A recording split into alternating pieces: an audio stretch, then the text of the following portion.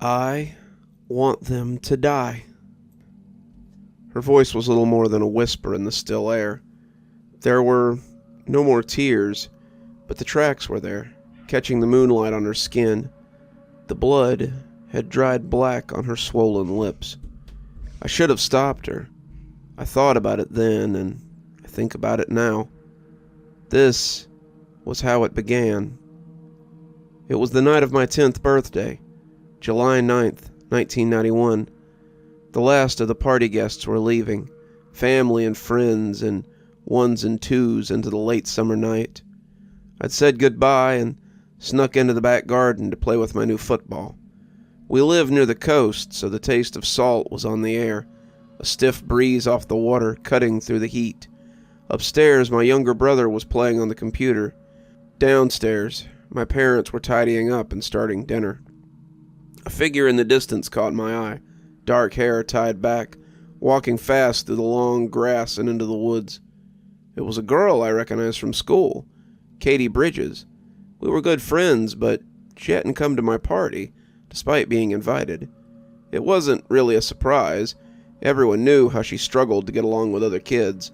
I had plenty of friends, but it often seemed like I was her only one. I watched her until she disappeared into the tree line. Where could she be going alone, I thought. There was nothing out there but hills and forests. "Mom," I shouted, "I'm going to Katie's, back in an hour." The lie was easy, and I thought harmless.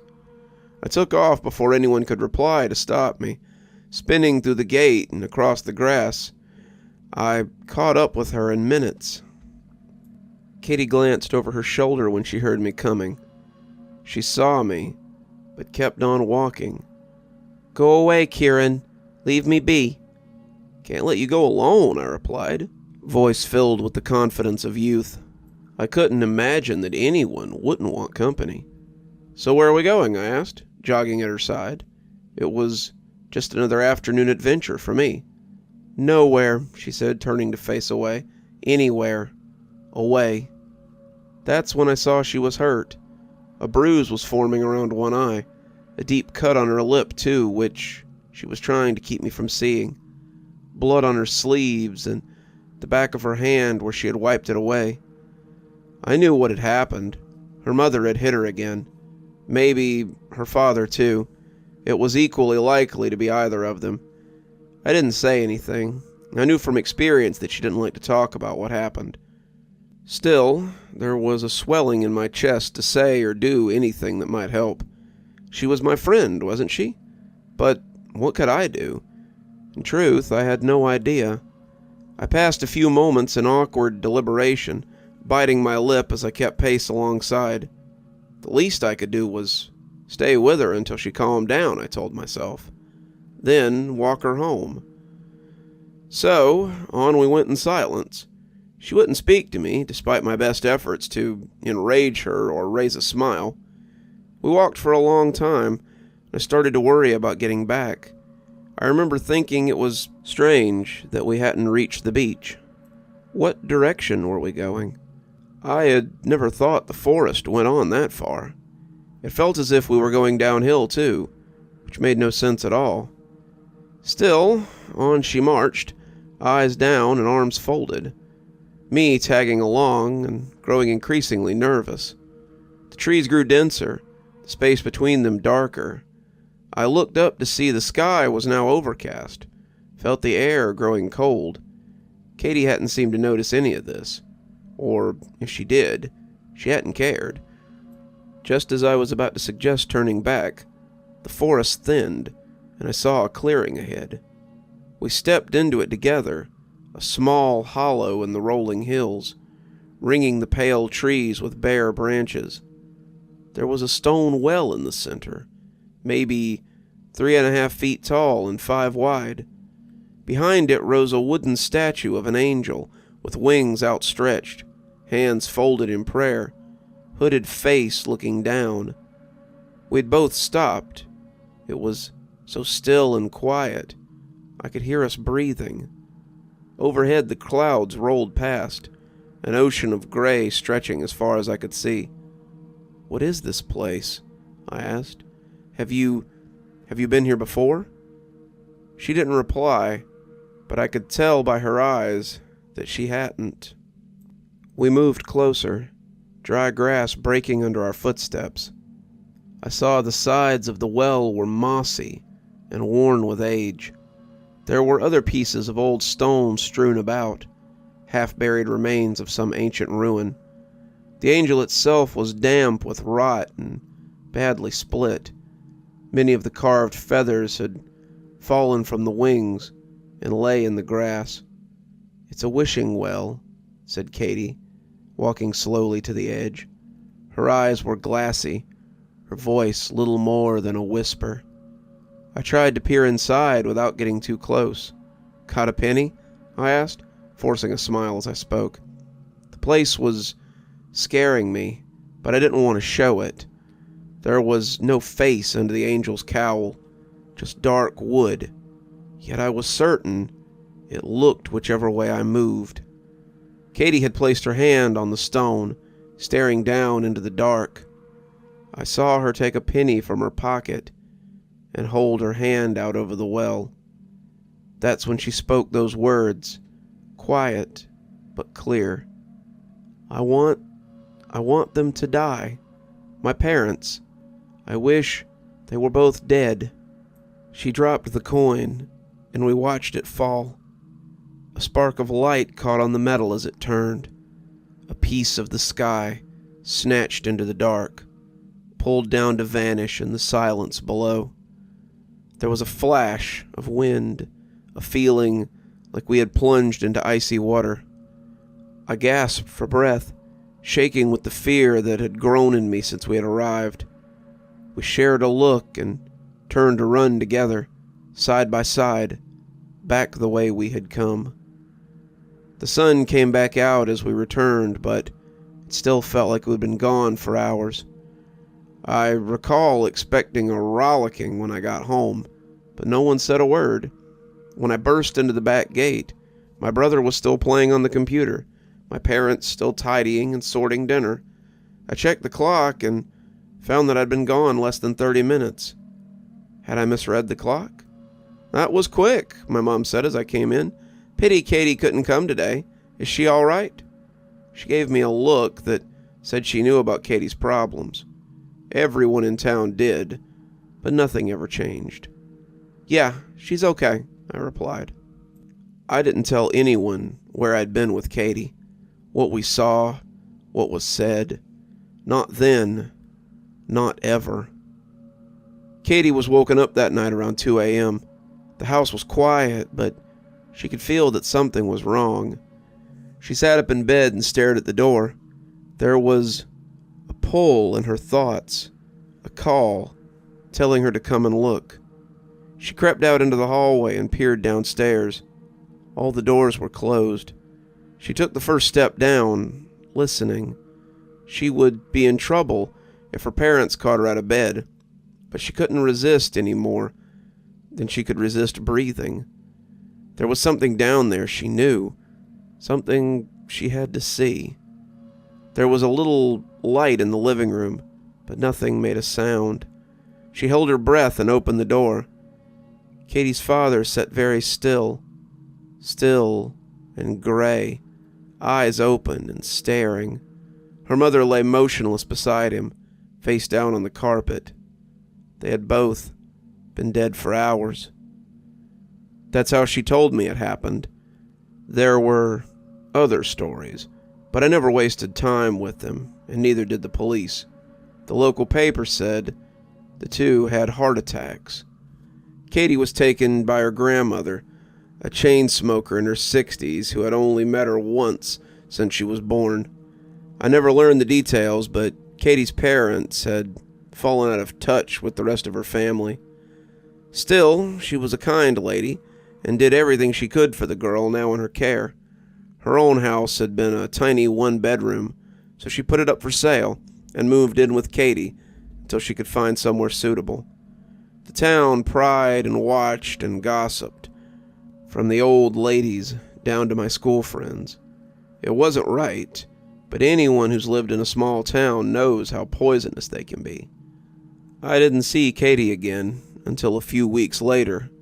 Her grandmother hadn't let her out of her sight since she arrived.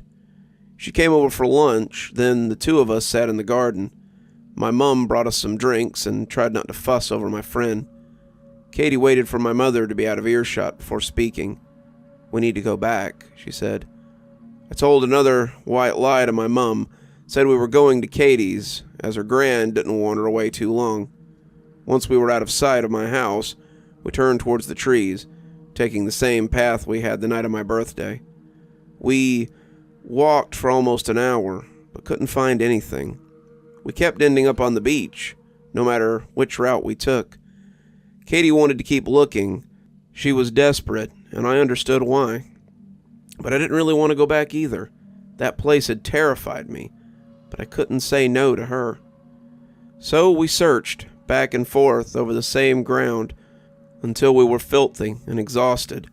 We searched until we knew we would be in trouble, and even then, she didn't want to go back. She finally gave up when the sun was going down. We took a seat on one of the hillsides that overlooks our homes. She'd been crying, and I hadn't noticed. "Can't tell anyone," she said, "about what happened, about the wish I made." She was looking down at the ground to hide her face, a tremor in her voice. "Please, Kieran, promise me, not ever." I didn't hesitate. "I promise," I said. I can touch on this memory only lightly. It's a delicate thing, fragile and perfect, a ghost in glass. I see us sat side by side, gentle clouds above the warm grass below. The only sounds were the distant waves, a rolling whisper in dusk's tender hush, two children alone at the edge of town, dirty hands and secrets, eyes alive in the sunset light. In the weeks that followed, I tried to forget that place, the angel and the well.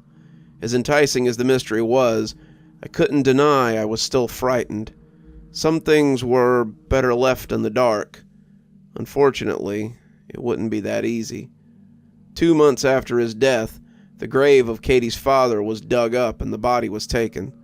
The same night, her house was burnt down with her grandmother inside. They found Katie in the street, alone, catatonic with shock. I remember that night.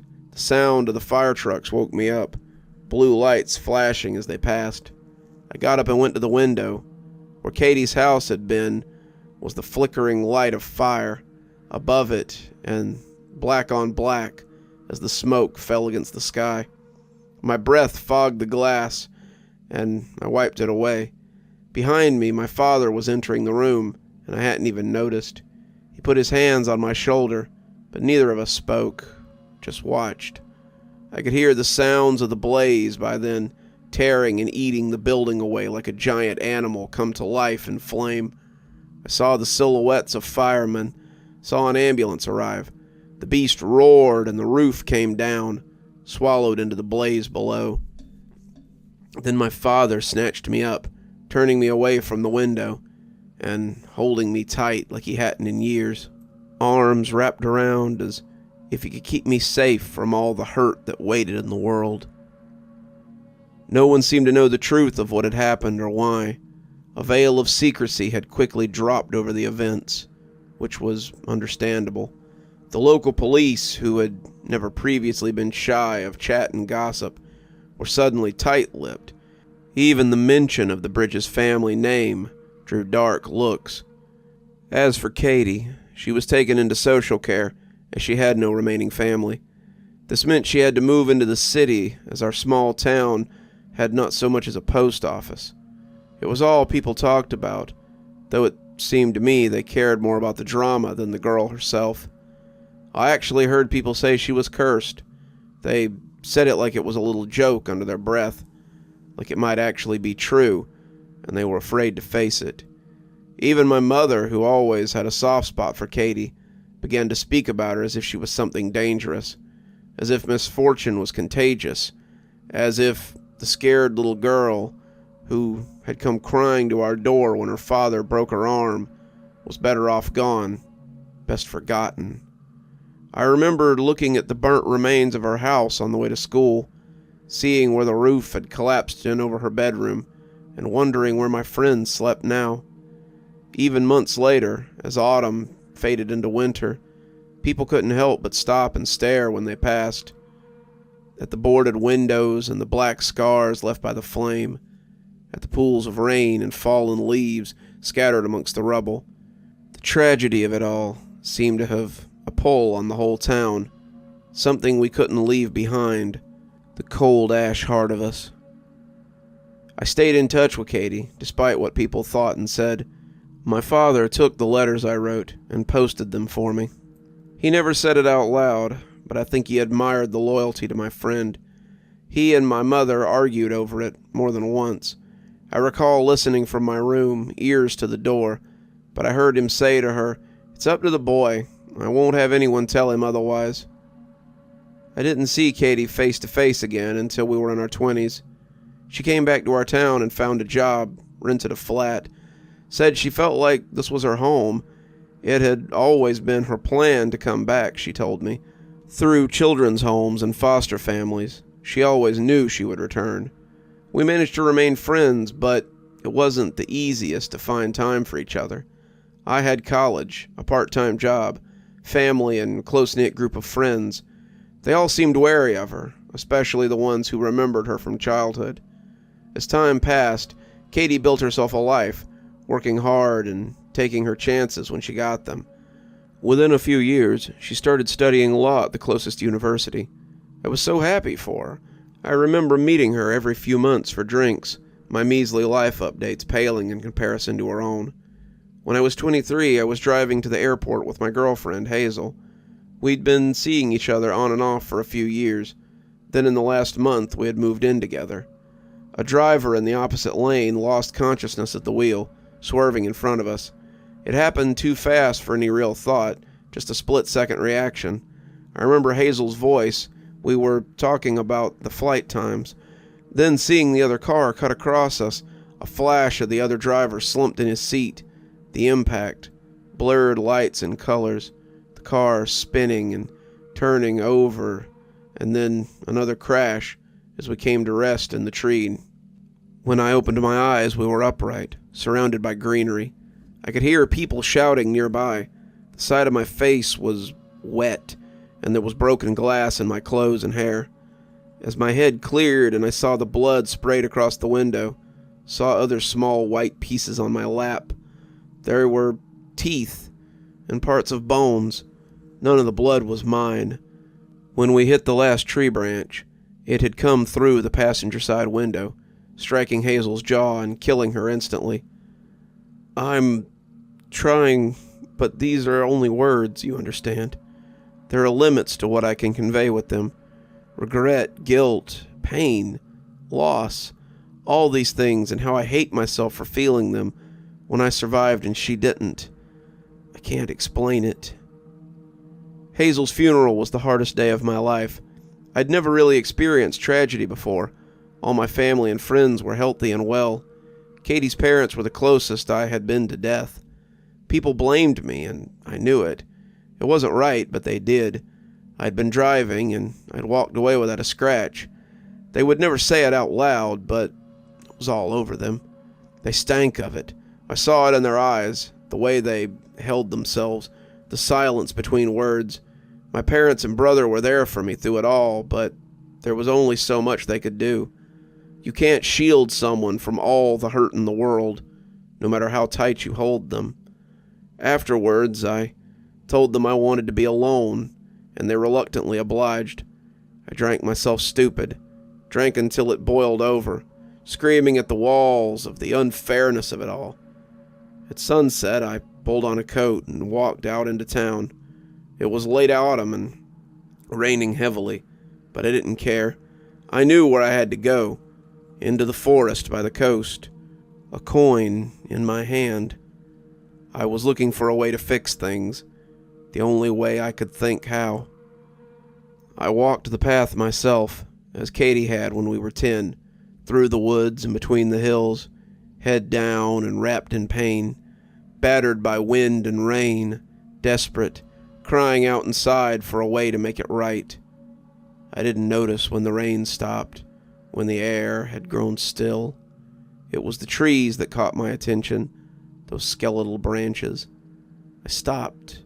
In the failing light, I could see only hills and valleys, forest in all directions. Yes, I thought, this is the way. I put my head back down and kept walking, marching on until the trees parted at last. There it was ahead of me, after all these years. Nothing had changed in all that time. The old stone well, the pale trees, the angel with the hidden face. I thought I could make out the footprints of 2 children in the dirt and leaves. Thought you might be here. I spun around in fright to see Katie, breathing hard, hand on knees. She was soaking wet, wiping strands of hair from across her face. "Couldn't let you go alone," she said. The words seemed frozen for a moment, a pause as the pain of the last week rushed up on me. Then the dam broke, and I stumbled forward, melting into her arms. All the strength left my body, and I sunk to the ground in tears. If you've ever felt like this, you'll understand. When it all comes out, and you don't care anymore who sees or hears. "I know why you're here, Kieran," she said. "It won't work." "What? How do you know?" I was still drunk, I realized, slurring my words. "'Cause I tried. My father, I made a wish here to bring him back, months after he died. But it wasn't him, Kieran. It wasn't my father I brought back. The pull woke me in the middle of the night, just like before. The urge to go into the dark and see. When I went downstairs, it was there, in the house, sitting where he had sat, rotting flesh and hollow eyes. It didn't have any teeth. The stomach was bloated. The smell nearly made me vomit. It had already killed my grandmother. I saw her body on the floor. Her face was cracking, brittle with the memories of her childhood. Then it saw me. It looked at me, Kieran, with those empty eyes. It tried to speak, to say my name. When it got up, I panicked. I locked myself in my grandmother's room. It was trying to get in the door. I knew I had to fix it. I had to fix the thing I had done. So I used a lighter and lighter fluid from her room and started a fire. Then I climbed out the window, went back to the front door and locked it inside. I didn't know what to say to her. Sat on the cold, dusty soil. Her confession had cleared my head. "I don't know how it works, this place." She got to her feet. It isn't always here. You have to want something. Want it more than anything else in the world. It had to be at sunset. You can't look where you're going. You have to keep your head down. I don't know everything you can wish for. Only some of the things you can't. You can't turn back time or make something out of nothing. You can't change. She paused, looking through the trees. You can't change yourself. "How many times did you try?" I asked. "I don't know. Maybe half a dozen before the night of the fire. I was a child, alone, with the weight of those things. It was hard to stay away. I'm sorry I didn't tell you, Kieran. I wanted to make it right." I thought of her back then, a 10-year-old girl, life slipping through her fingers. I had no idea what it must have really been like. "I know how you're hurting," she said. "I know it as well as anyone can. But this isn't the way. You don't want that for her. What happened to my dad? He wasn't a good man, but he didn't deserve that. What I did to him." I rubbed a fallen feather between my fingers, the soft wood breaking apart in my fingers. I knew she was right. This place is evil, Kieran. We both know it. It's a trap for desperate souls. When I came back to this town, I didn't know if I could find it again. But now that I have, I know it should be destroyed. We should destroy it and never come back, so no one else can be poisoned by it. So we did. We smashed the well to pieces, dropped the stones down into the dark, not one ever making a sound. When that was done, we covered the hole with hundreds of broken branches stripped from the trees. It must have taken us hours. Last, we pushed over the statue. It took both of us, rocking it back and forth until it finally tipped. It broke into pieces as it hit the ground, each rolling away into dust. We didn't look back, just left together in silence. When we reached sight of home, we parted without a word. I had nightmares for months afterwards, something I never suffered from before or since. I would wake up screaming, not knowing who or where I was. The things I saw in those dreams have never left me. A faceless girl floating on a bottomless ocean, body tattooed with dark words and symbols. There are hands just beneath the surface, thousands, millions of them reaching for her. Then, angels in a cold desert, surrounding a pit of earth. They pull each other's bodies apart and drop the pieces into the silent void below. They're screaming, but no sound comes. Only the parts of them falling, always falling, tiny lights vanishing into nothing. I didn't see Katie in the months that followed. It wasn't her fault, but she brought back too many difficult memories. I moved away from the town for several years, but could never settle. One morning, I woke up simply knowing that I had to go home. I had to be with my family and friends. My brother's wedding wasn't long after I returned. I saw Katie at the reception that night, sat alone on the steps outside the venue, champagne in one hand and a cigarette in the other. Despite her success, she still wasn't great at making friends. She turned to see me as I walked towards her. We hadn't spoken in years, but she smiled, took my hand to help her up. Then we were face to face, alone in the moonlit night. The sound of music and dancing inside seemed to melt away until there was only us, together. We kissed, wrapped in night and each other, as if from nothing. My life changed in that moment, finding something I never knew I needed. We spent the night together, then another. We moved into my flat the next month, and we were both engaged in the weeks after that. No one approved, but it didn't matter. We had never let each other go, not really. Even when the world didn't want her, I always did. I believed I had a lesson to learn, to realize what you have and hold it close. Everyone has hopes and fears. Everyone has their wishes and their demons. Can you hear yours now? Do you listen to what they say? Some can give you hope and drive you on.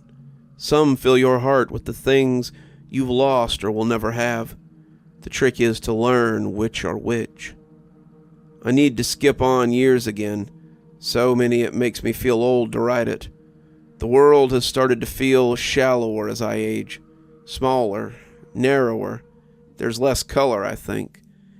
Katie has a wonderful career. We have a beautiful home together and a good life. I'm her husband, though I sometimes wonder what else. Somewhere along the way, I lost my ambition and drive. I've been feeling uneasy for a long time now. It's been growing beneath the surface of our lives. Last night, I couldn't shake it. Couldn't get my thoughts away from it. I sat staring at the door. A pull in my chest, something telling me to come and look. Katie had told me she was going to meet a friend for a few hours. She often did, and I'd never thought anything of it. It was sunset. On the horizon, great clouds rolled in from the ocean, dark giants embracing the land. I followed her footsteps in the mud, though I didn't need to. I knew where I was going, driven by fear like a fire in the night. I walked on, head down. The air grew still and quiet, the trees thin and pale. I saw it ahead of me, the hollow, the well, the statue, standing just as they had when I'd first laid eyes on them. A path was worn into the dry grass. Katie was still there. She sat on the edge of the well, looking down into the black. "Knew you would figure it out eventually," she said. Now that I had arrived, I didn't know what to say. I couldn't stop trying to make things better, but I made mistakes I couldn't fix. It was like a fire I couldn't put out. I stood there in the dust, hearing the truth I already knew. There were no twists or tricks or hidden evils. I got exactly what I wished for every time, and it ate me away. Now nothing's right, nothing's clean. Everything I have left is poisoned by it. I'm empty. Can't you see, Kieran? Everything I have is worthless. She looked me in the eyes, and I could see it at last. All the years of lies and fear. I could never fix my mistakes, no matter how hard I tried. I wished my father would come home. I wished for people to notice me, to care about me, but all I did was make them hate me. I wished... Her voice cracked, and she hung her head, closed her eyes. Tears rushed down her cheeks and fell into the darkness. So many wishes for things I wanted ended up hurting people. I wanted you. I always wanted you. So I wished that you would love me. But it isn't real, is it? Because you never had a choice. So it isn't really you. And now, it could never be real. And that's my fault, too. She didn't look at me. Didn't even open her eyes. She just pushed forward and was gone, vanishing into the silence of the night below. I should have stopped her. I thought of it then, and I think of it now. That was how it ended. Now I long for something lost. There are no answers in this pain, no truth to find. It's just another broken piece of many. I close my eyes, and here she is. Eyes and voice and lies and fears. How much of my life was my own? Which decisions were forced upon me by the wishes she made? Did I have no choice in the woman I loved? If I can't trust myself, then what remains of me? What is left to believe in? I know she didn't need to make that wish. She didn't need to ask for something that was already hers. All she had to do was tell me, because I've always loved her, and I always will. Whatever's after this life, I know she still needs me, so I know what I have to do. I can't let her go alone. You're still here. I thought you might be. Thanks for joining me for tonight's story. If your insatiable appetite for horror knows no bounds, might I suggest one of our playlists, or one of our previous stories in the archive? There should be one appearing at the end of the story any minute now. And of course, if you're not subscribed, why not go ahead and hit that subscribe button? Maybe hit that notification bell so you don't miss any of the spooky things that we do here. If you prefer your horror a little more analog, you can always pick up one of my books. There's a link below to my latest, and it'll take you to all the great things that I've posted on Amazon. For my book lovers in the audience, I always suggest coming on down to Patreon so you can become part of my ghostly reader tier and get a book anytime I write one, which is usually about twice a year. Speaking of my patrons, let's go ahead and thank them. Thanks to Janet for being our Spooky Skeleton tier contributor, and thanks to Hi Stacy, Winter, Xaronan, Emily Coltsfoot, Stephanie Carrington, Marianne Schuler, Tyler Parker, and Jennifer Damron for being our Ghostly Reader tier contributors. Thanks, everyone. We just couldn't do the show without you. If you're thinking you might like to become one of my patrons, follow the link below to my Patreon. And as always, however you support the show, I appreciate it. Till next time, Dr. Plague, signing off. Have a wonderful evening.